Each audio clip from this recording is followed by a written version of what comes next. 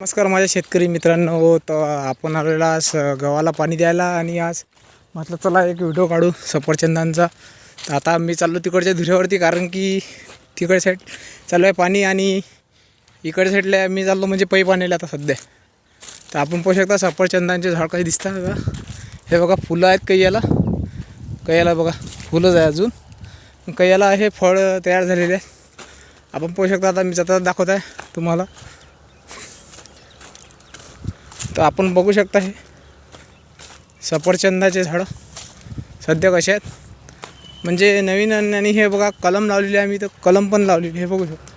हे बघा ही कलम लावलेली आहे आणि हे बघा सफरचंद लागलेले. हे बघा हे छोटीशी साईज आहे सध्या. आपण पाहू शकता प्रत्येक ठिकाणी. तुम्हाला परत एकदा एक म्हणजे तुम्हाला दाखवतो की याच्यापेक्षा बी जाडसर झालेले आहेत हे सफरचंदांचे झाडं. म्हणजे भरपूर झालेले आहेत, असे काही नाही, छोटेसे आहेत, भरपूर जाडसर झालेले आहेत. आणि काही ठिकाणी असे झालेले आहेत की टपोरे भयानक झालेले आहेत. हे बघू शकता साईज भयानक टपोरे झालेले. हे पाहू शकता मित्रांनो, टपोरे झालेले सफरचंदांचे झाडं.